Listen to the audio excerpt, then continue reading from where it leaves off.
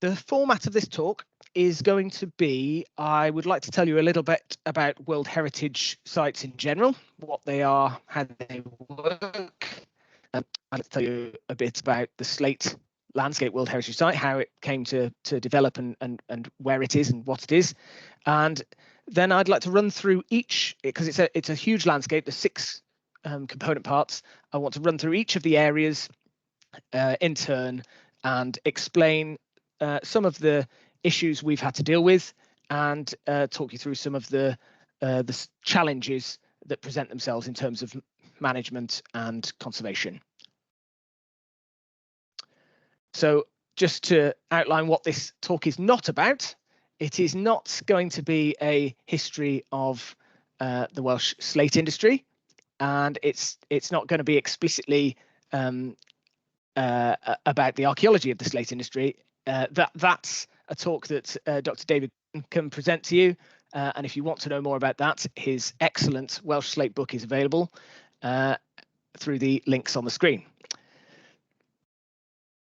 So what is a World Heritage Site? I'm sure the scenes you're seeing on the screen now, if you can see them, hopefully you can, are familiar to you all, and these are all international sites, World Heritage Sites. They're monumental, they're iconic, and they have an international significance. They extend beyond their nations. They have importance to humanity rather than just their region or nation. And so in order to achieve World Heritage status, you need to tick those boxes. It needs to be monumental and internationally significant. This gives you a flavour of the distribution of World Heritage sites around the globe. There's only 1,157. There's only 33 in the UK, and there's only 4 in Wales. 3 of them are within the area that I deal with: Pont Cysyllta, and the Llangollen Canal, the castles and town walls of Edward I in Gwynedd, World Heritage Site, and now the newly inscribed Slate Landscape of North West Wales World Heritage Site. The key difference with the Slate landscape versus our pre-existing World Heritage sites is partly one of scale. It's a much bigger site. It's a serial site. There's several component parts to one World Heritage site, whereas the others are, well, Pont Cysyllta is just one site, and the castles and town walls of Edward I in Gwynedd is 4 sites. But there's also an issue of ownership and management, in that Pont Cysyllta, the canal, the whole canal network, and most of the assets on it, and most of the assets that make up the World Heritage Site are in ownership and management of the Canal and River Trust, and they have a management plan, and they have regular monitoring and maintenance regimes in place to care for that asset. And similarly, the castles and town walls of Edward I in Gwynedd are in state ownership or guardianship and are managed by Cadw. Slate landscape is, as you will find out through the talk, quite a different prospect. So, how Slate fits into that international context.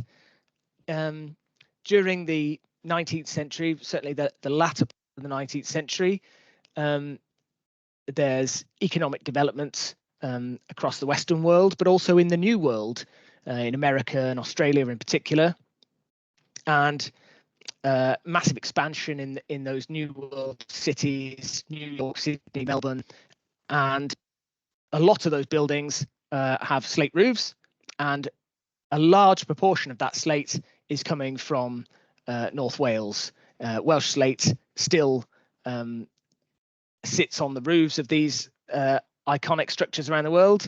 You might recognise London St Pancras down the bottom right there of your screen, but there's also designated monuments and buildings in Melbourne, in Hamburg, and even in Hawaii. The bottom left is a monument in Hawaii. So a real international context to Slate, which helps give it that international relevance as a World Heritage Site. But you can't just have the international context and the monumentality. You also have to, in order to achieve World Heritage status, meet very specific selection criteria. These are set out in guidance, UNESCO guidance, and there are actually 10 separate criterion that you can be inscribed against. And the Slate landscape is inscribed against these 2 selection criteria. So I won't read them out, but you can read them on the screen. It's about technology and the interchange of ideas. So there's lots of innovations developed in the Slate landscape that are exported, both actual physical technologies, but also concepts and ideas that are spread to the New World and to far-flung places, where they are then absorbed into existing quarrying landscapes, and sometimes new technologies that are developed there that then are exported back to the Gwynedd Slate landscape. So that's the first criteria. And the second one is about the landscape significance and the illustration of that in sort of human history, rather than just a sort of developmental change. So they're the 2 selection criteria that the site is now inscribed under. Oh, hang on, sorry, am I still sharing screen? Nope. No, unfortunately. Okay, hang on.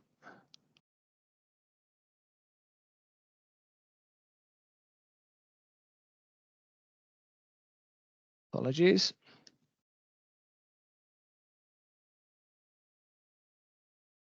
There we are, we're back. Technology. Thank you.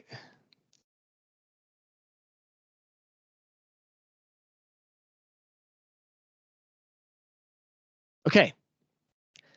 Hopefully that's now moved on to the statement of outstanding universal value. Now, I will again read all this out loud. It's quite a long-winded statement. But the key point to make here about the statement of outstanding universal value is that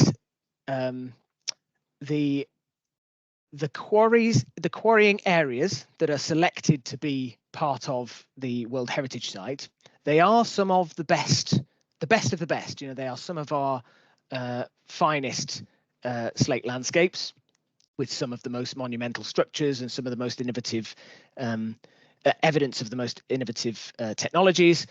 But that's not why that's not what we're judging them against. It's that they fit into this statement of outstanding universal value. And that is partly about monumentality, about the scale of development. It's defined within that very specific period, 1780 to 1940. It is about ingenuity and technology and innovation, but it's also about culture and about the connection between communities and these slate landscapes. It's also not just the quarries themselves, but it's about the transport systems that moved the material into the international markets. And yeah, I'll just let you finish reading the rest of the statement about outstanding universal value. So it's not just about the relict landscapes, it's also about the housing and towns and villages associated with them, and also the structures, the social structures around them. Now, whilst that's what makes the landscape special and what makes it important and what we are using to identify it as a World Heritage Site, I'm not going to get too involved in the in those later aspects today. I'm going to try to focus more on the stuff that falls within my remit, which is the relict archaeological side of it, the quarrying, the transport, etc. So To give you a flavour of the complexity of inscription, World Heritage sites take a long time to come to fruition, and it's partly because it's a very long process, and it's also because it's a competitive process. So whilst Cadw, we support the bid and we help to manage the World Heritage Site, it's not our bid, and we are not responsible for it for management. We're just one partner in a complex network of partnerships. The bid itself was developed by Cyngor Gwynedd Council, about 10 years ago, and it was really the brainchild of Dr. David Gwynn, who had been working in the Slate landscapes for many decades and doing lots of research and survey of those landscapes. He worked with Cyngor Gwynedd and Cadw, and the Royal Commission on Ancient and Historic Monuments of Wales also supported the bid. And you have to develop a certain amount of paperwork in order to apply to the tentative list, which is a list of sites that the UK may put forward for World Heritage status.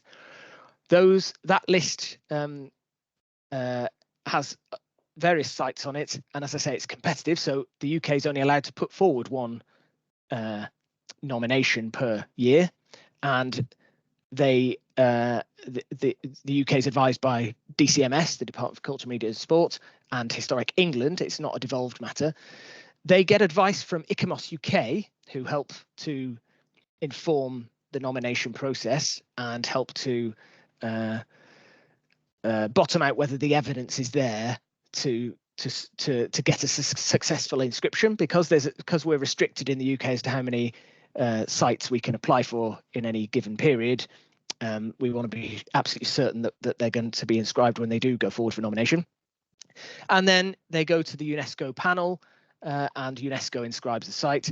But UNESCO doesn't do that in an ill-informed way. It does it informed by ICOMOS International. So ICOMOS is the advisory panel, International Commission on Monuments and Sites, and they are an advisory panel, specialists. So as I said, it's a partnership, and these are the key partners who developed the World Heritage Site bid. This is an image of us at Penrhyn Quarry. That's Penrhyn Quarry in the background, and this is actually a photo taken from the Zip World restaurant, the Blondin restaurant, as they call it.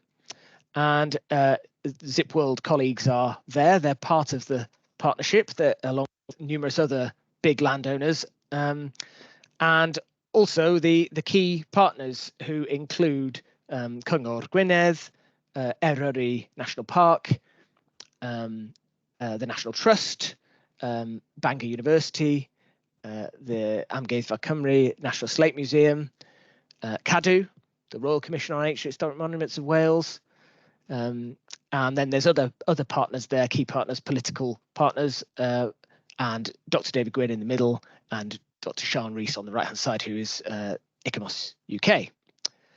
But the partnership's actually much wider than that and includes lots of other landowners. Here's many of the other key stakeholders.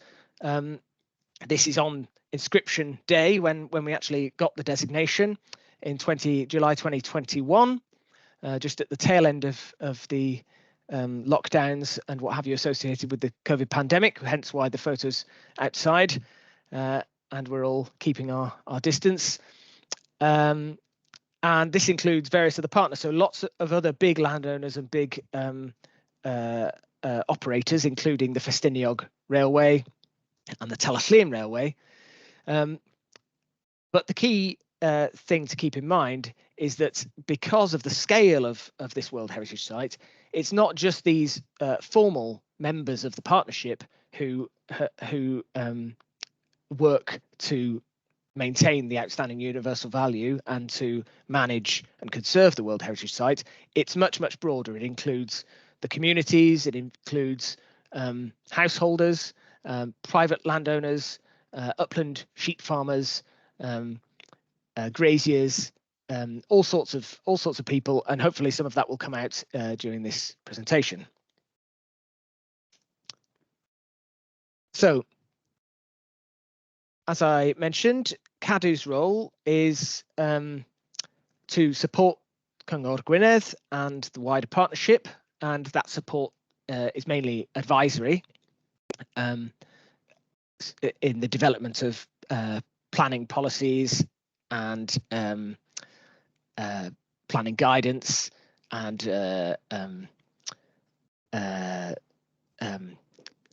other documents that help to articulate what's important about the Slate landscape and what measures can be implemented to protect and conserve it.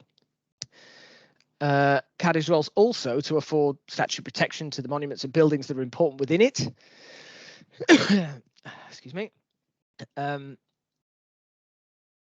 I said at the start of the talk, it's those statutory protection methods that allow the landscape to be managed rather than it being about the World Heritage Site boundary.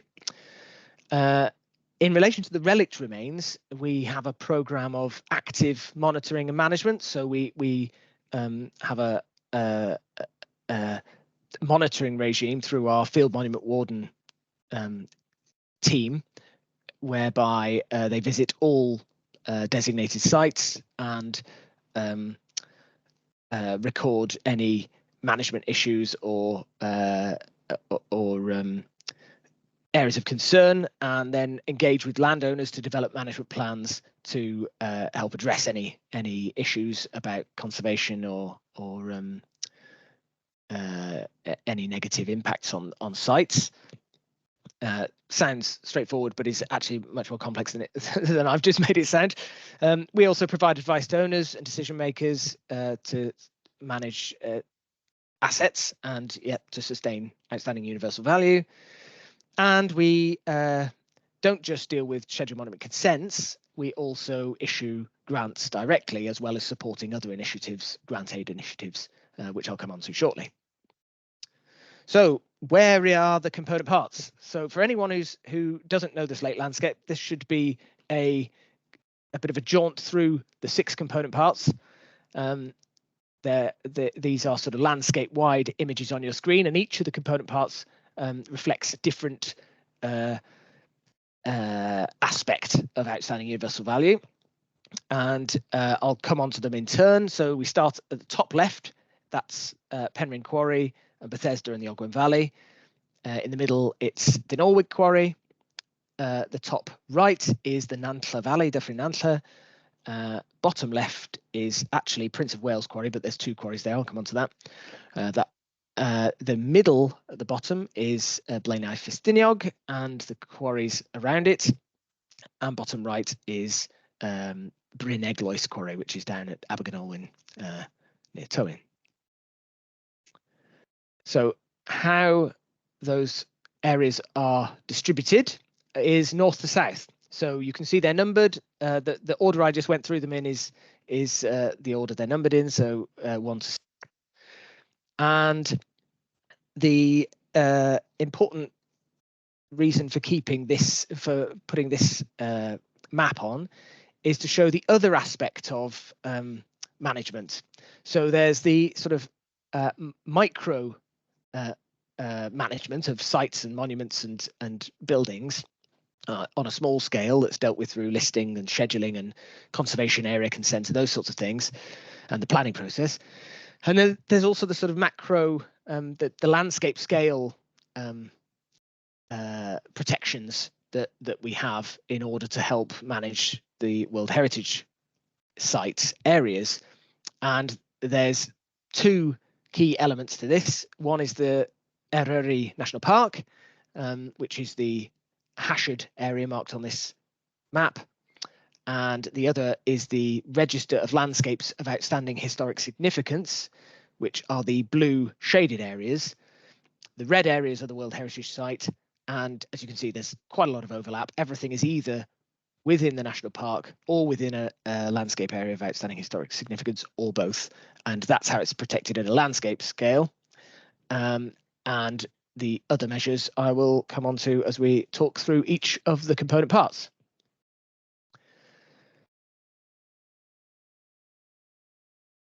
So component part 1 is this northern. This map actually shows component part 1 and component part 2. So we'll start with the northern one of the two. It includes Penrhyn Quarry, Bethesda, the transport corridors between there and the coast, and Porth Penrhyn and Castell Penrhyn. So the black shaded areas are the World Heritage Site boundaries. So component part 1, this is the description for component part 1. It's all about the Penrhyn estate. It's a top-down system here. It's very early development, and it's entirely devised by the Penrhyn estate. It's all built on Penrhyn estate land. Yeah, it's one of the earliest sites. It's still in use today, and it is the biggest of the quarries. It's the biggest exporter at the end of the 19th century of slate. So that's what component part 1 is all about. There are 7 key elements, and all of these are protected in one way or another.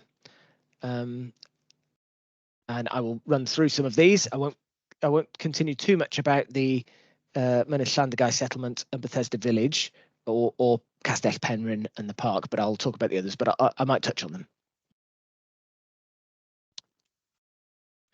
So just zoom in to that World Heritage Site boundary for a moment. So we start at the southern end of the site. Now you'll see the shape of the World Heritage Site here. This black line is quite intricate, and that is has been developed through a very complex mapping exercise. The bit to the west is including the Mynydd Llandegai settlement, which is a planned settlement developed by the Penrhyn estate. The bit to the sort of northeast of this map incorporates the non-planned, so the organic development of Bethesda itself, the historic parts of Bethesda that include the chapels and the meeting houses and the settlements itself, the housing. And the southern part of the site includes the relict elements of Penrhyn Quarry. But you'll notice that there is a large area of the modern quarry that is excluded from the World Heritage Site, including the quarry pit. And that's because active quarrying within World Heritage Sites is a big no-no. It's not allowed because there's a danger of chewing away at an entire World Heritage Site if you're not careful. And so as a principle, it's not, we can't include it within the World Heritage Site. However, as a project team in developing the bid, we were actually quite keen to include the active quarry within the World Heritage Site, because ongoing quarrying is essential to ongoing conservation of slate structures, slate buildings, slate roofs, monuments around the world. Welsh Slate, now owned by Breedon, export their roofing slates internationally for conservation projects at those same sites I showed you earlier in the New World.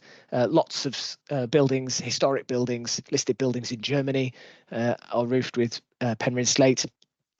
And so without that ongoing extraction, it actually undermines the international aspect to the Slate Landscape World Heritage Site, but it also undermines the conservation of the World Heritage Site itself. So it's a complex story, but an important factor to note. So this next slide overlays the protection measures onto the World Heritage Site. So now you can see the blue dots are all listed buildings. I won't get too embroiled in that, but you can see how they sort of correlate with those areas. And the red lines show the scheduled monuments. It's worth noting that prior to the process of World Heritage, the World Heritage bid, there were no scheduled monuments in this part of the landscape, and all of these have come out of a series of thematic projects undertaken by different partners. So the Gwynedd Archaeological Trust undertook quite a lot of fieldwork to inform these areas, and the Royal Commission on Ancient Historic Monuments of Wales worked with Dr. David Gwynn to identify transport corridors and survey in all of the relict elements that I have now spent the last 5 years or so protecting, identifying and then protecting as scheduled monuments and mapping them out as these red line boundaries. So at the south end of the site, we've got the quarry, the tips, the relic parts. You'll notice there's a bit of red line that goes right through the active quarry area. That's because that's underground elements. I'll come on to that later, but interesting to note the extremely long straight red linear that runs up from the active quarry is actually a drainage adit, an entirely underground drainage adit running from the quarry out to the River Ogwen to the north. It's actually 1.8 kilometers long, an underground tunnel. So it gives you some idea of the scale. So if I move on to the next slide, this takes us just north. So we've just gone from the most southern bit to the next section up. And this shows the transport corridors between Penrhyn Quarry and Porth Penrhyn, the port at Bangor. There's 2 transport corridors. And as you can see, most of that is protected as scheduled monument. The red lines indicate that, and the black lines indicate the World Heritage Site. There's 2 corridors because there are 2. There's stratigraphy here. We've got 2 different transport routes. The easternmost one that you can see at the top there is the 1801 horse-drawn Penrhyn Quarry Railroad. So it's a very early system. It's entirely horse-drawn, and it includes systems that you would find in a quarry. So it actually includes 3 inclined planes to get up and down steep slopes. So that's a very early 19th century innovation. But by the 1870s, that is replaced by the Penrhyn Quarry Railway, which is this much more circuitous route to the west that you can see. And the reason it's much more circuitous is because it doesn't include inclined planes and it's not horse-drawn. It's a steam-powered locomotive railway. And then this is the most northern bit of component part 1, which includes, as you can see, some relict elements of the Penrhyn Quarry Railroad there to the south. It includes the rest of the route of the Penrhyn Quarry Railway to the west. It also includes the Penrhyn Estate, so Castell Penrhyn, the registered historic park and garden, and the port. So when I mentioned earlier the scheduled monuments and the listed buildings being the sort of primary management tools, there's also other statutory measures, including conservation areas. In fact, Llandegai Village is a conservation area. And there's the Register of Historic Parks and Gardens in Wales. That green boundary is the registered area. So that's another tool for managing, that site, but ultimately managing that part of the World Heritage Site. And the very top left of that frame is Porth Penrhyn, the port, still an active port today, still owned by the Penrhyn Estate today and managed by them. There are some listed assets. I'm not sure why the listed buildings aren't on this slide. Apologies for that. So this takes us back to the southern end of that component part 1. You can see in the background of this photo the Eryri Mountains and the stepped galleries of the hillside working of Penrhyn Slate Quarry. You can also see the massive opening of the modern Slate Quarry immediately adjacent to that. And in the foreground, you can see Bethesda Village, and there are various tips around and about in between and in the far background. So that gives you some idea of the scale of this landscape. It really is a massive area to manage. So the relict parts of the quarry are presented here. we've got some of the relict galleries, and on the left-hand side, the top right shows some of the slate tips. Extracting slate is very wasteful. 95% of what's removed from the ground is tipped in these tips, and hence why these tips become so huge and such monumental landscape features.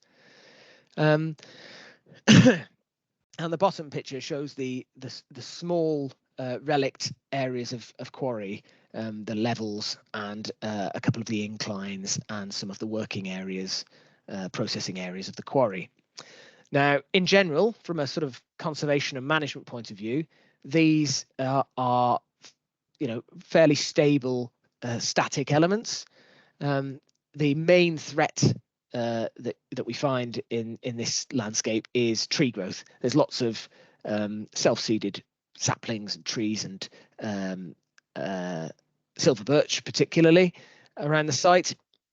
So we work with Breed and Welsh Slate, who are the owners of all of this part of the site. They have an active vegetation management program that helps to manage these parts of the site. And in general, that's done well.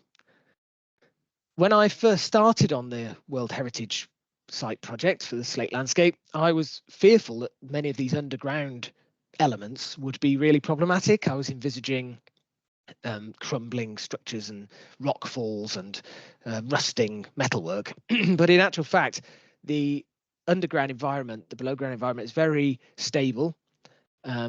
It's constant temperature, constant humidity, and of course it's very inaccessible. So people don't, some people go down there, but not many people go down there.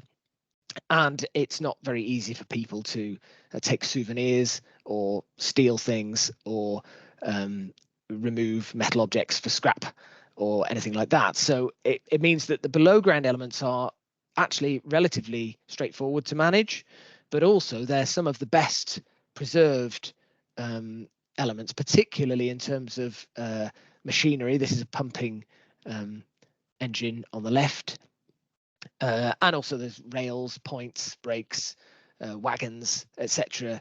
in the levels. So the underground levels, I think that's George level, you can see on the right of the screen there.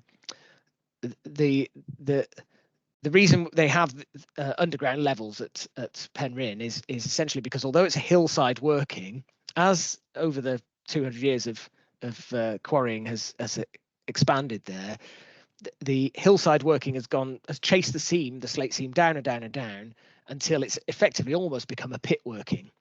And so the inclined planes that would normally haul material out up and down a mountainside have become ineffective. They've had to create more innovative ways to get material out of effectively a pit working using aerial rope systems or the like.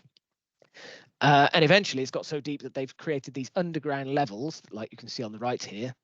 And then they get the material from the underground levels to the surface using a vertical incline, effectively. So these are two water balance head frames, and the clue's in the name. They basically use water to lift up full loads of slate in a sort of lift structure, really, a directly vertical lift structure. They're unique to this site. These two head frames have got names. Sebastopol is the one on the right of your screen, and Princess May is the one on the left of the screen. And again, from a sort of conservation point of view, they are in pretty good nick. They're a bit rusty and look like they could do with a bit of paint, but they've been pretty well conserved and well looked after. They're both owned by Breed and Welsh Slate again, so credit to them for having managed them.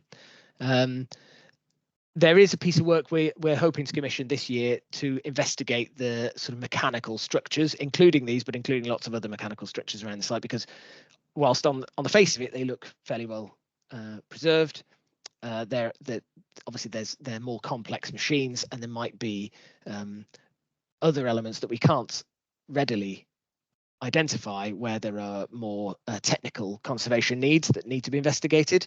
But for the time being, they're fairly stable. So there is a piece of work planned that Cadw is hoping to fund directly, to get some specialists to have a look at it. But that's probably a bit further down the line later this year. Maybe we might do that initial piece of work.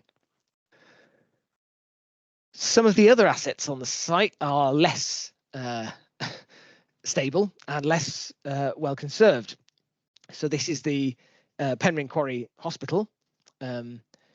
Its significance is obviously about the development of on-site quarry hospitals, of which there's one at the Norwood Quarry, and there's also this one here at Penryn Quarry. Penryn is particularly notable as being a site where there was very early development of anaesthetics in surgery, which obviously very important for quarrying accidents and what have you. And it's a relic site, as you can see. It's got increasingly deteriorated over the last 20, 30 years. And that image on the right is what it looks like today. And now it's actually become a dangerous structure and been fenced off and is in a very sorry state of repair. But Cyngor Gwynedd have applied for and received Levelling Up Fund money. And part of that money this year is to conserve some of the most important assets and protect them for the future. Some of the assets within the areas that are identified as part of the Levelling Up Fund, which includes Blaenau Ffestiniog, Bethesda and Llanberis. And this is one of the target sites that we're going to be looking at this year. So Cyngor Gwynedd are the funding body, and Cadw are supporting them, and we've commissioned Donald Insall Associates architects firm, specialist conservation architects, and they are actively working on this site as we speak. So hopefully later this year we'll have some good news to show here, where we might have been able to remove some of this vegetation for a start and help to slow the deterioration. But the aim would be to try and bring this back into a well-conserved relict site that's no longer a dangerous structure, really. There are other complex assets. This is the Vellinvawr slab mill. It's all in private ownership. There's a group of assets, 2 mills, water-powered mills, powered by these huge water wheels, and a few other ancillary structures. Most of the structures on the site are, as I say, they're privately owned, but they are tenanted to businesses, local businesses, which gives them a use, which therefore means they are protected to some extent. They're listed buildings as well, so they are protected. They do have a level of statutory protection. But the water wheels are a complex one. Obviously, it's difficult to find a use for a water wheel other than its original purpose. Again, this is one of those assets that probably needs a more detailed investigation by a specialist who can tell us more about it. The wheels themselves, fundamentally, you can see from the photo, they look in fairly good condition. They're obviously not working order, but they're not in terrible state. And again, this is hopefully going to form part of the Donald Insall Associates work later this year. So hopefully there should be some good news in terms of management and conservation here. The transport corridors are a real mixed bag because they cut through so many different landowners' lands, some big, some small. This is one part of the Penryn Quarry Railway, the 1870s railway. It shows the formation as it curves around one of the big hillsides. It's, as you can see from the photo, it is within woodland, but the trees are not growing on the monument. They're adjacent to it. There's not actually any particular conservation issues with this stretch, but there is another stretch on the same landowner's land that we're hoping to undertake some management measures. It's quite a waterlogged site. You can see there's some wheel rutting not on the monuments. The monument's the bit behind the revetment wall there. And this is a really key bit of the transport corridor, because it's actually both the railroad and the railway here. And although one replaced the other, of course, because the constant output of slate product during the later 19th century, it was essential that the transport routes were kept open all the time.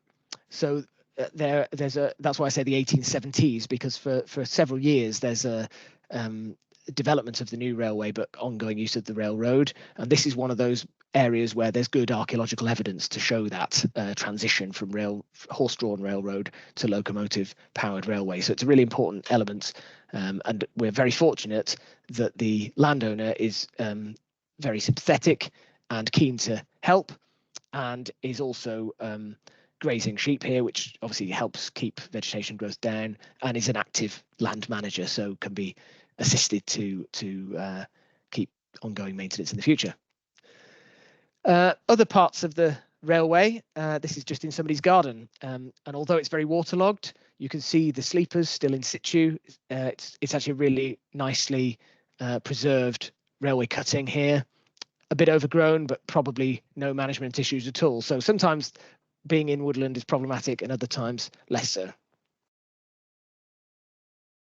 And then at the very north of component part 1, we've got still a big chunk of land that's in the ownership and management of the Penrhyn estate, including Castell Penrhyn and the park and garden and the port that you can see in the top left photo. Obviously, moreover, Castell Penrhyn is managed by the National Trust, who are a partner in the World Heritage Site Partnership, but also are a key part of the story of Slate, and are a very important actor in terms of managing that, not only that asset, but the narrative around the Slate landscape and the World Heritage Site. So that's a really important one. The other two assets are both within the Penrhyn estate land as well. So the one at the bottom there is the lavatory from Porth Penrhyn. It's a communal lavatory, a circular, very unusual building. It was flushed by the tide, just to add to its quirks. It's now not in use and actually quite difficult to bring back into use, so it's probably always going to remain just a quirky building. It is listed and it's in relatively good condition, but probably one to keep an eye on. The one top right of your image there, there's two. This is where the two transport routes meet at just before Porth Penrhyn, at Abercegin. You've got the Cegin Viaduct, which is the image in the foreground. That's a scheduled monument and is one of the earliest multi-arch railway bridges in the world, and it's where the railroad ran in the early 19th century.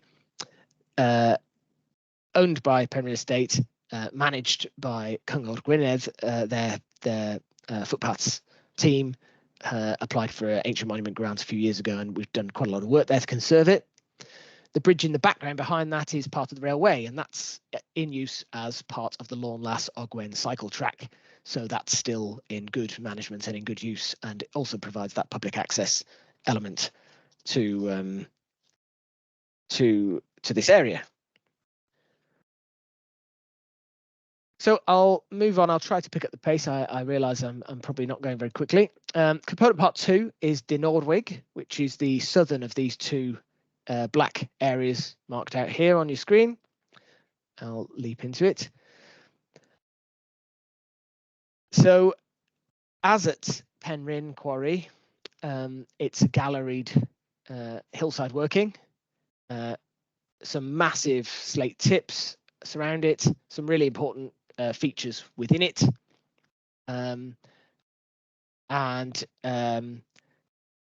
yes, it's also the location of the National Slate Museum and the other quarry hospital, the De Nordwig Quarry Hospital.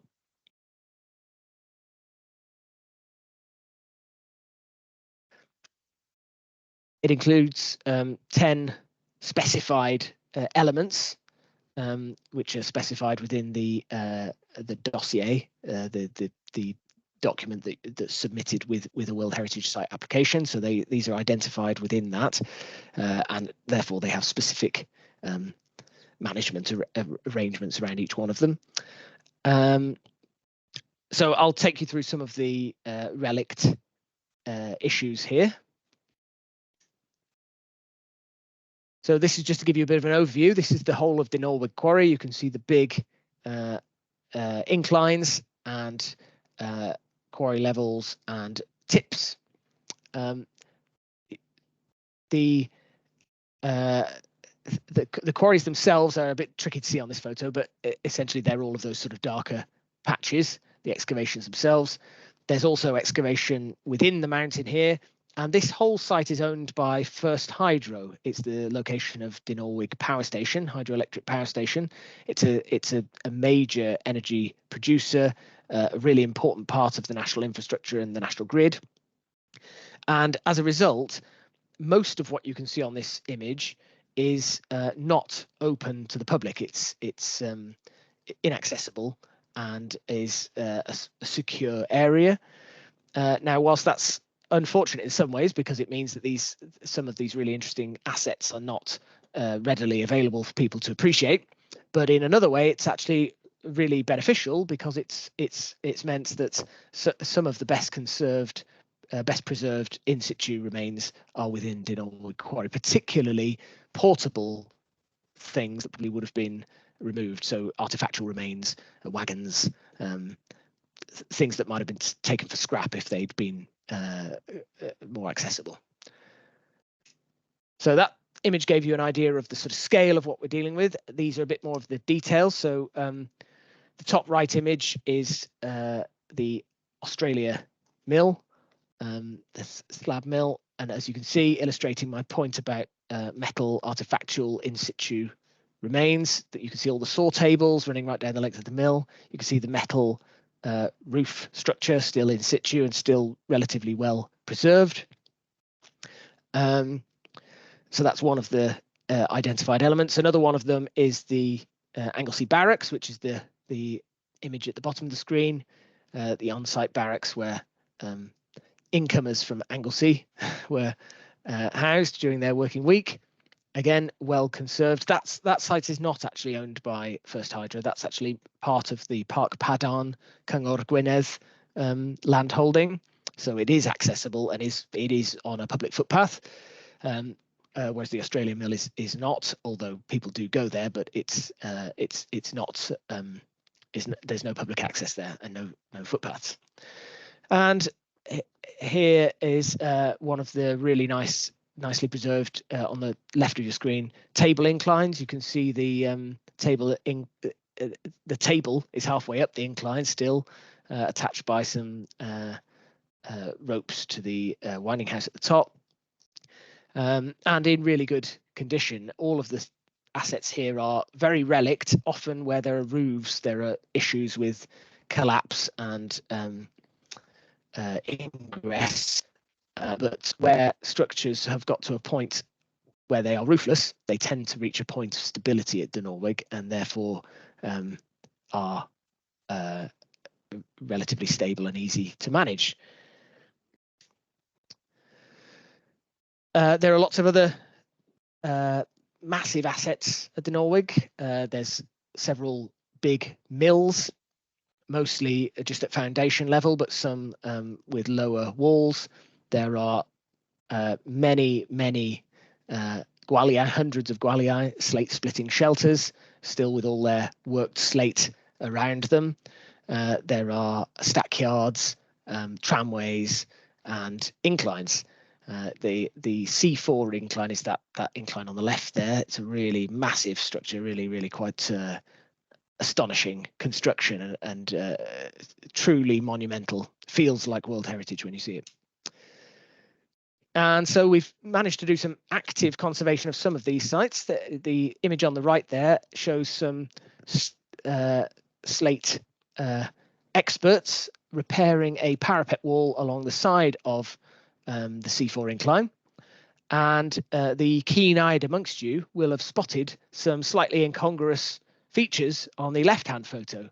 These two giant pillars are not archaeological, and they are not part of the Slate Landscape World Heritage Site, but they help to explain why there was some good conservation work going on there. And it's because last year the Norwood Quarry was used for some filming for an HBO series, and this incline was used as to represent a entrance to some sort of mythical or fantastical settlement. So this was the entranceway. These two big pillars were actually constructed from fiberglass and were removed after filming. But it was a complex piece of work to manage. HBO were very good. They employed an archaeological consultant to oversee the work, to record all of the assets in the areas that were affected by the filming, and to make sure everything basically went back how it was before they started. And in fact, we even had some nice conservation work that meant it went back better than when they started. And it also led to a few discoveries of features that we weren't aware of. And it was generally a really good piece of work, and yeah, an innovative funding stream through television companies.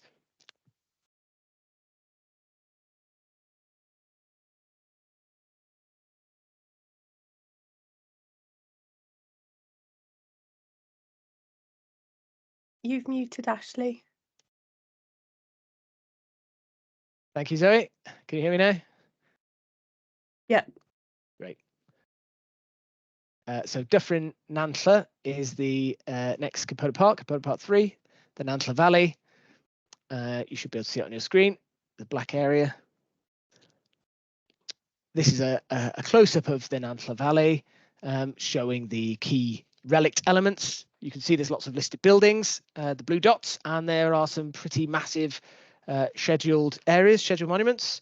The Nantlle Valley is a slightly different kettle of fish to Penrhyn and Dinorwig. Whilst those are hillside workings where you're chasing a slate seam that's in a mountain, in the Nantlle Valley, the slate seam is in the floor of the valley. And so the quarries here are pit workings. They are working straight down in the floor of the valley. The other difference here, key difference, is that this isn't a sort of top-down system. There are multiple quarries here. They're sole traders. They're independent companies working to extract slate. There's several different quarries and several businesses working here, and they sort of have to collaborate to get their material out on the Nantlle Railway, which I'll come on to shortly. But also it means that the sites are very, very constrained. So whilst on a hillside working, there's lots of room to just tip waste material either side of your working area.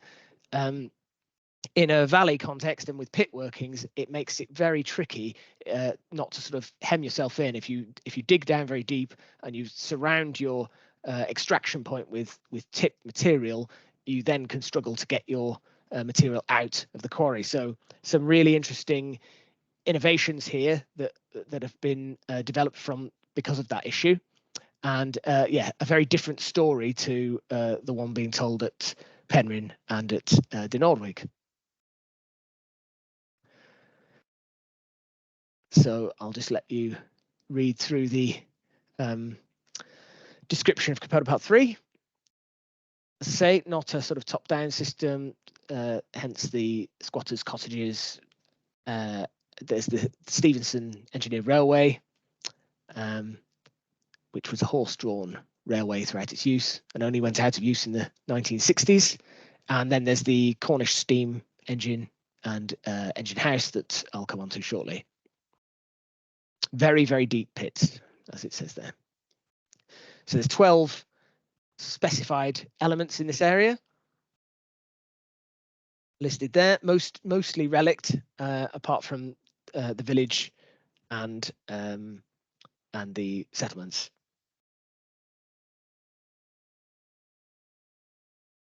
So the top left image, you can see the flooded quarry pits, and you can see the large fingertip runs, slate waste coming out from them, which shows that interplay between extraction and tipping that I was just talking about.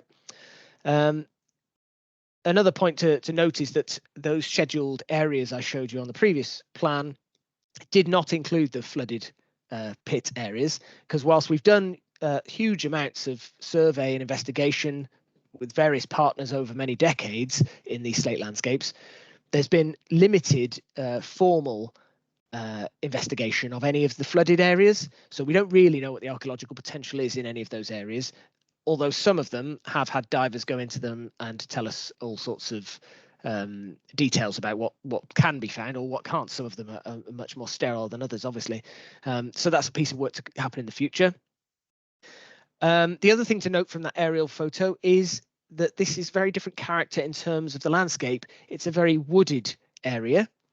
It's close to the village, and it's got a public footpath that runs through it and round it, and it's well visited. Lots of locals walk their dogs and what have you around these areas, and its character is very much about it being a wooded site. But of course, woodland also means self-seeding, also means management issues. So there are some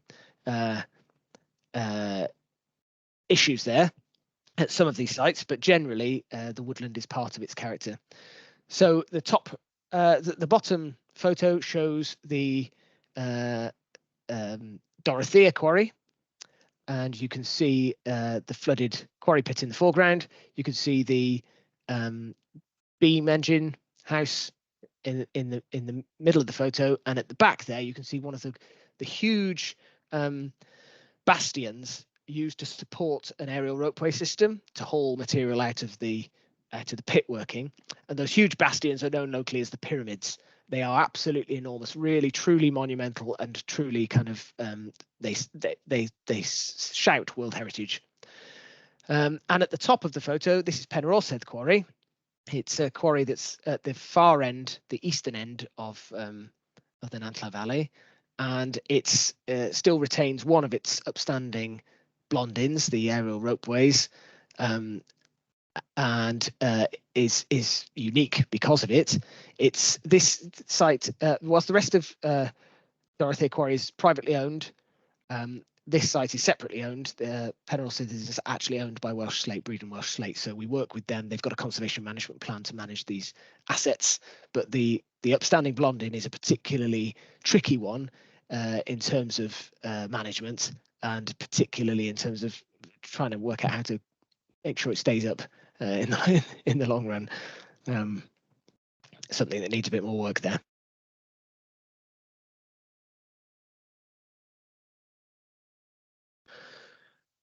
Just a few of the other assets within the Nantlla Valley. You can see on the left of the screen, Old Talsan. There's various buildings and structures associated with Talsan Hall, all of which are relict. They sit really tightly alongside the Nantlla Railway, which is the cutting you can see on the right. And yeah, these images really just they illustrate a couple of things. One is that very different character of this area to the previous quarries, in that it's very much more an intimate experience when you walk around these areas, partly because it's so wooded, and partly because there's this very tight interplay between the transport routes, the buildings, and the quarries and the tips. Sometimes the tips are towering above the buildings, and sometimes they're towering above the railway, and that's why you've got these very deep cuttings too. So it's really interesting sort of archaeological landscape. But there's also it illustrates the conservation issues. That, you know, there are many trees that have fallen onto structures and brought roofs in or damaged them structurally. But then in other cases, there are trees that have sort of enveloped structures or buildings in such a way that actually the roots are keeping them upright and certainly are helpful to the conservation value of the monument. This is a project that was undertaken the year before last, so shortly after the inscription process. The landowner here, Dorothea Pumped Hydro, a consortium, they own this asset, and they were concerned about it, and they applied for a Ancient Monuments grant to help to prevent its deterioration. The two key issues this site had is water ingress. So you can see on the right-hand photo, you can actually see through that wooden paneling on the end. You can see daylight through it. So rainwater was pouring in through the wood, and particularly when the beam engine went out of use, the beam was cut, as you can see on the left-hand photo, and that meant that the arm has rested in a sort of upright position for many decades, and the water has been tracking down that arm and into the building for all of that time. So there's terrible water ingress on the northeast elevation on that gable end, but also there's water ingress through the window openings because there's been quite a lot of antisocial behaviour here, people throwing stones and even firing air guns at the windows. All the glass is gone, and so there's water ingress there too.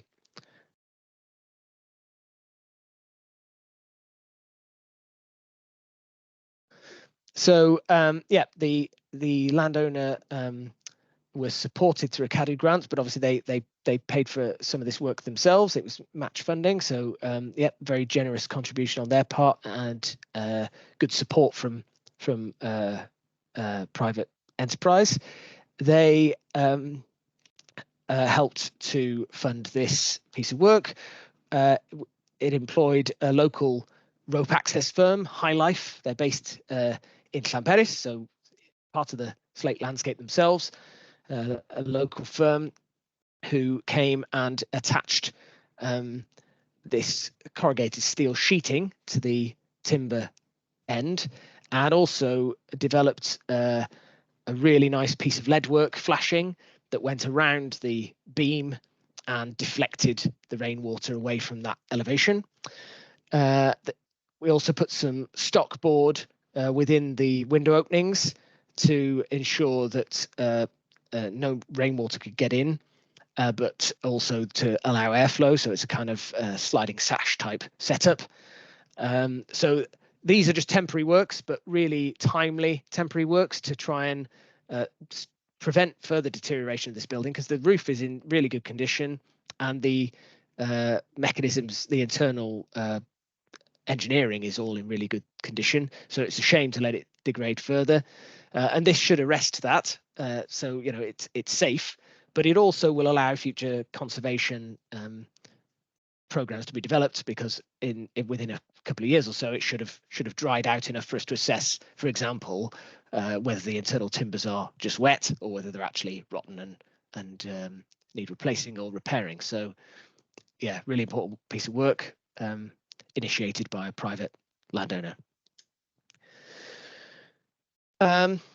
So I'll move quickly on to component part 4. That's the westernmost one on this map. This is the Gorseddau quarry, which is the eastern blob on that map, and the Prince of Wales quarry, which is the northernmost one, and also their associated railways that take the material from them to Tremadog and Porthmadog. These sites are one coherent component part because they are both very short-lived quarries, and that gives them a particular character. It's a real sort of Pompeii type location where everything's a real sort of frozen moment in time, and the preservation's exceptional partly as a result of their short-lived operation and the fact that they didn't develop any further. The other important point about component part 4 is that this component part is entirely within Eryri National Park, and the National Park are assisting with the ongoing management of this site. They're one of the lead partners. Ynysapandi slab mill is owned by the National Park and is their asset. It's open to the public. It's an interpreted site. So they have responsibilities there and they take them very seriously. But the other assets are not owned by the National Park or managed by the National Park, but they take a very active involvement in their management, and they've prepared conservation management. And I'll come on to some more of the detail of that shortly. So this image shows Gorsedai Quarry in the far distance. You can see it's a hillside working, stepped galleries, big tips, incline, and you can also see the Nesapandi mill in the foreground. It's a huge monumental structure, looks like a cathedral or an abbey or something. And you can also see a bit of the railway embankment that runs up to the elevation that we're facing there. So Gorsedai Quarry, we've got good preservation generally, and not too many management issues. The quarry itself is very stable. There's a nice series of blast shelters. There's one on the right here. They're really robust structures, well constructed. Few issues with those. The left-hand photo shows the barracks at Gorsedai Quarry. That does have some issues, and we've been working with Eryri National Park, their cultural heritage team, Naomi Jones and John Roberts, the National Park archaeologist, and they've developed a conservation management plan for both Gorsedai and Prince of Wales and Treforys settlement, and it's identified several issues here, structural issues that need to be addressed, and we're hoping to move forward and support them in addressing those in the coming year. Nesapandi itself is, as I say, managed by the National Park, and they are actively addressing the issues here. The issues are much less significant here. It's a very well managed site, but it is very much a kind of exemplar site, and it's quite iconic. People know it. It's very notable, and certainly not the sort of site where we can afford to have anything that's not done in the best possible way. So yeah, the image on the left is taken from the current access that's being we're looking at how that could be more accessible and more aesthetically pleasing at the moment. And the right-hand photo is the National Park archaeologist, John Roberts, with a conservation architect, Eleanor Gray-Williams. And they are doing a bit of survey of the wall heads. You can see there's no roof, obviously, but also there's no wall capping. And they are doing a drone survey in the image to establish whether there's any issues with the wall heads or any water ingress or any structural issues that need addressing. So this is all ongoing work. It's not all just about actively, stopping water ingress, repairing walls, patching holes in roofs. Sometimes it's about survey, sometimes it's about investigation, and it's often about specifying the detail of what might be needed in terms of conservation.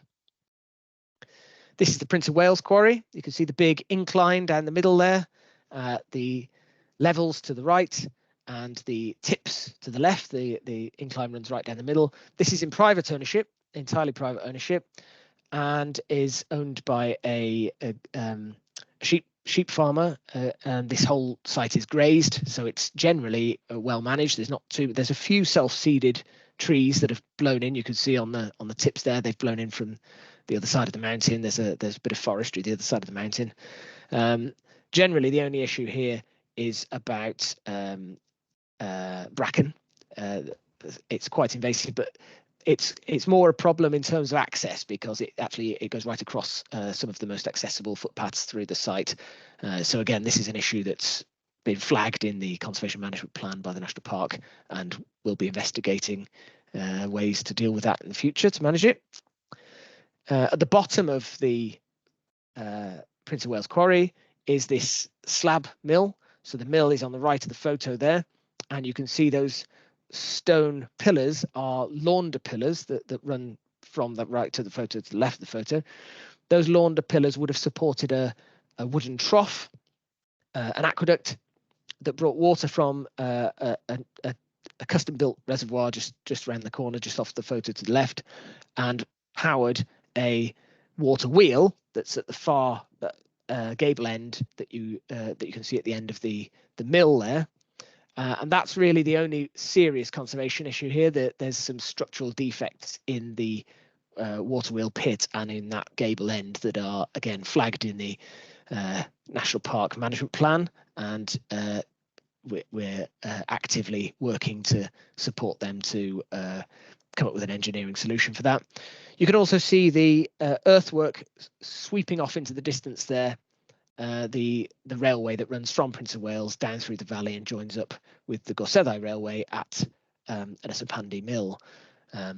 It's an earthwork structure. There are issues with it, but they're mostly to do with water management. Increased rainfall has led to rivers bursting banks and destroying bridge abutments and the like, and causing damage to the earthworks, which is also an issue at Treforys settlement. Now, Treforys was in the vein of Penrhyn Quarry's Mynydd Llandagai settlement. This is a similar planned development for workers.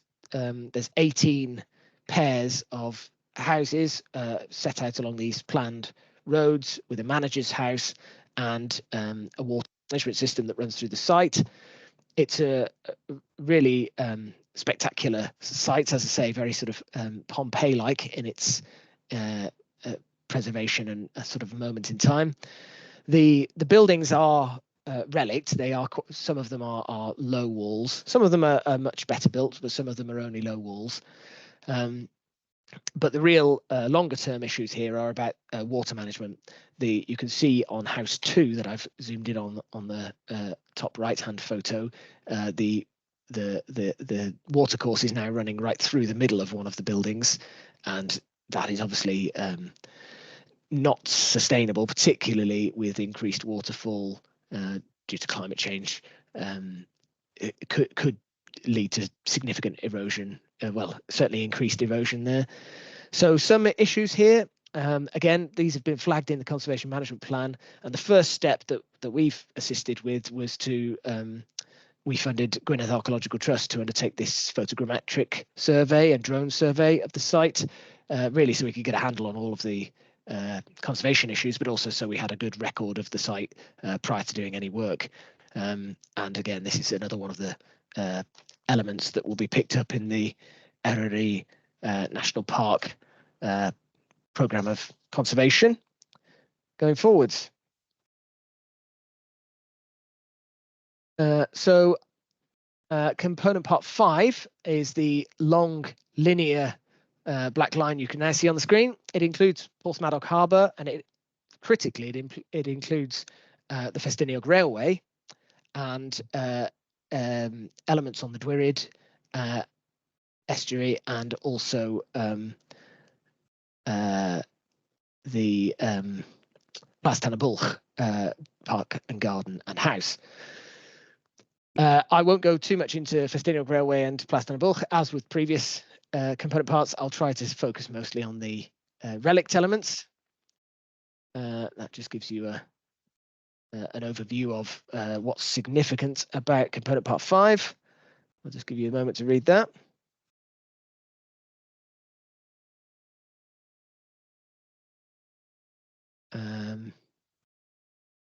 Worth mentioning that the Festiniog Railway have been undertaking a huge piece of lottery-funded conservation work at Boston Lodge, and it's a really impressive piece of work worth looking up. If you're interested, look that up on their website. So there's 10 elements to this. I will mainly be talking about the relict ones, so the first sort of 5. The latter ones less relevant to this this talk.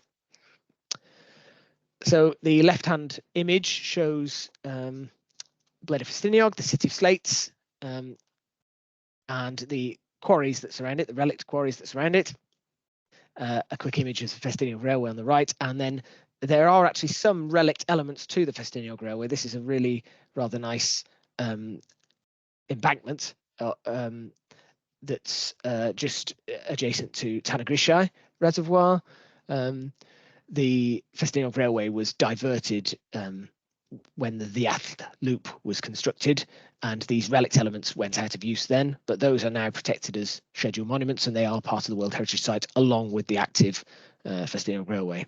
So I'll talk a little more about the left-hand photo, the relict quarry areas. This map shows you the area around Festiniog. You can see it's quite intricate, mainly because it's wrapping around quarry tips and includes relict tramway systems and extraction areas, as well as wrapping around the town itself. So these are the scheduled monuments, the scheduled areas within the area. You can see Carmarthen quarries marked in Oakley and Diffwys, but there's a couple of other quarries too. And you can see these long linears that are representative of tramway systems, internal tramway systems, and exit inclines that take all of the material from each of these quarries to the Festiniog Railway. So the key bit of narrative to think about in Festiniog is that all these different quarries have separate ownership, a bit like you had it in the Nantla Valley, and all of the material they produce, the way to get it out is along the Festiniog Railway, and they all have to come up with their own innovative ways of getting the material to the railway, hence all of these incline systems and internal tramway systems. So these are some enormous scheduled areas. They include all of this above ground tipping. This is Carmarthen. There's the lake there, and the fingertip runs you can see running out into the lake. But there's actually a lot more tipping here than you can see on this image, and it's because Carmarthen is almost entirely a below ground mine. Mining is very much the thing at Festiniog. There's lots and lots of underground workings, and so there's a lot of above ground tipping. But very well preserved, and although it's remote and got a really peaceful remote sense of place when you get there, it's actually very well visited. There's lots of just general walkers, local people who come to Carmarthen and walk around the lake or up and down the valley there, and also lots of adventure seekers, climbers, school parties, scout parties, etc. And equally, there are underground tours and adventures. A company Go Below conducts underground experiences, and as with the other underground areas in the other component parts, they are really well preserved and full of fantastic relics, these bits of machinery and whatnot. These images are all taken from the underground surveys that were commissioned by Cadw and were completed by Dr. David Gwynn and John Knowles, who's an underground expert and who took these fantastic underground photos, really well lit photos. So limited conservation management issues below ground. Above ground, a slightly different kettle of fish. This is the Carmarthen Terrace. It's a barracks, but it's a very sort of domestic barracks. It's a row of terraces, half of which is rubble construction, field stone, and the end is slabs of slate. It's a well-loved site, visited by the community regularly, and was subject to a community conservation scheme a few years ago. But it's as you can see from this photo, suffering from some structural issues, and this is another one of those sites that we're hoping to target with the levelling up funded piece of work we're currently working on with Donald Insull's associates. So again, hopefully a good news story for the future here. Just in a general, quick interruption there, Ashley. Sorry. We're at our 8:30 point now. Okay. Obviously, very happy to hear you finish. If anyone needs to hop off, feel free. If you're happy to stay and listen to the end of the talk, please do. Whilst Ashley's wrapping up, if anyone wants to pop any questions in the chat, please do, and we'll have time to discuss those at the end. Sorry to interrupt you there, Ashley. I just wanted to give you a time check. That's all right, Zoe. I could see the time, but because I started late, I think I lost track of what time it was. I'll speed up. I'm nearly at the end. So in general, these slate slab structures, these big structures are very, very stable because of the nature of slate and the way it sort of sits. It's not like brickwork. It's much more structurally sound.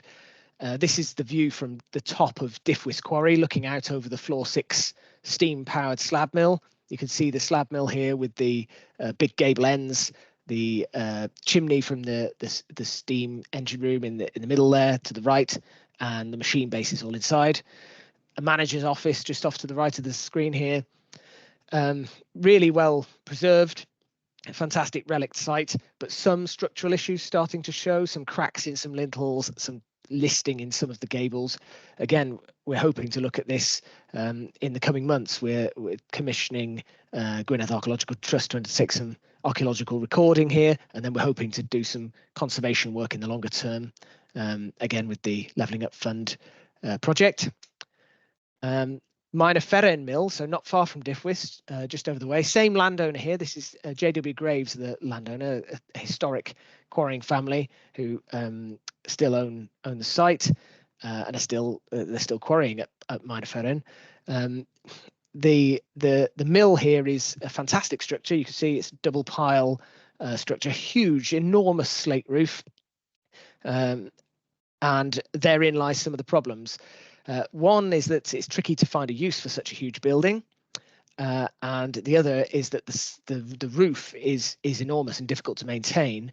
JW Graves are actively seeking a use for the building and actively trying to conserve the envelope of the building. They've been awarded a Cadw capital grant, and they are actively trying to conserve it, save it.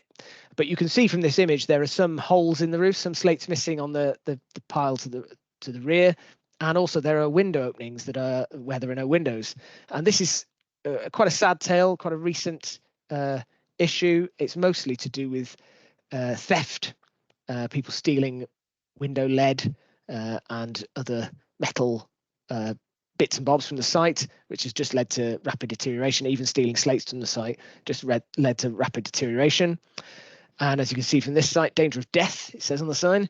And you can see that some of the structural elements, the bearings are failing, and there's big patches where the roof is gone. So it's becoming quite urgent. There are some serious issues here, and as I say, they are being addressed. But it's a real shame it's got to this state. So not only are we trying to address this by supporting the landowners through grant aid, but we're also trying to address these issues of theft through the heritage crime initiatives, the North Wales Heritage Crime Initiatives, and trying to come up with some sort of heritage watch initiative locally, whereby people will be monitoring these sites and reporting incidences to the police as and when appropriate. Just to further illustrate the sad loss, that these are internal images. It's not just the structure itself, it's full of really well preserved artifactual remains, saw tables, etc. And as you can see, I went on a nice snowy day quite recently and the snow was pouring in. And also in the right hand photo, you'll notice there are some rhododendrons growing inside the building. So rhododendrons are a whole nother problem at Blaenau They grow all over the tips and quite difficult to manage. So we're on to the last component part 6, the southernmost site. It's the Talyllyn Railway, Abergynolwyn Village, and Bryn Eglwys Quarry. So there's underground workings here, and well, I don't need to read it out. You can see the significance of it. And there's 4 parts to this component part, 4 elements. There's the quarry and the chain incline ropeway, which is a fantastic bit of archaeology. There's the underground workings, and then there's the village and the railway. As with previous sites, another John Knowles and David Gwynn photo here showing the fantastic preservation underground, and yeah, really well managed heritage railway, the Talyllyn Railway. The site itself, the quarry area, the relict areas, this is the only site that's in state ownership. This is actually all owned and managed by Natural Resources Wales. And as a result, we're in a good position to manage things responsibly. But there is a conflict here because it's owned by Natural Resources Wales, as you can see, as a woodland. So there's a lot of woodland around it. There's lots of self-seeded trees. Many of them are just growing on the tips, like this one in the foreground here. And whilst that's problematic in terms of definition of tips and the aesthetic qualities of the World Heritage Site, it's not structurally damaging and it's not going to destroy anything. It's just something that needs to be kept on top of. And in general, there's harmony between relict monuments and trees, but there are some issues with self-seeded trees growing where they've really rooted into significant features. And just last year, Natural Resources Wales trialled some innovative logging techniques to try and remove some of these trees. So you can see they are self-seeded, but they're not really saplings. They're really quite tall trees growing out of this structure, and it's quite an important structure. It's the aqueduct that fed the slab mill at the Bryn Eglwys, and the mill's no longer there, but the aqueduct is that stone feature you can see on the left-hand photo with those trees growing out of it, and the person with the chainsaw having just chopped one tree down. There's also an issue about getting the trees out of here because it's quite an inaccessible area and it could be quite destructive to get harvesters in and machinery. So Natural Resources Wales employed some horse logging specialists who did a fantastic job. They wrote a small article about it that's really quite interesting. If you want to look that up, it's on, I can probably send that round to people. And this is the star of the show, Bluebell, who did some sterling work. I'm sure everyone else did too, but Bluebell did quite literally did the heavy lifting here. So just to wrap up, the challenges, multiple ownership. Obviously, it's a tricky one dealing with quite so many people, particularly where you've got linear features that run through hundreds and hundreds of owners. The scale of it all, it's overwhelming. You know, it's difficult to know where to start. And then the conservation issues that have been picked up throughout. There's neglect and theft. Vegetation in all forms is a problem. Access and safety, you know, visitor access and the challenges that presents, and of course climate change with the increased rainfall and also increased storms. We've seen some pretty significant storms recently, and I'm crossing my fingers every time that it's not brought a gable down at Diffwys.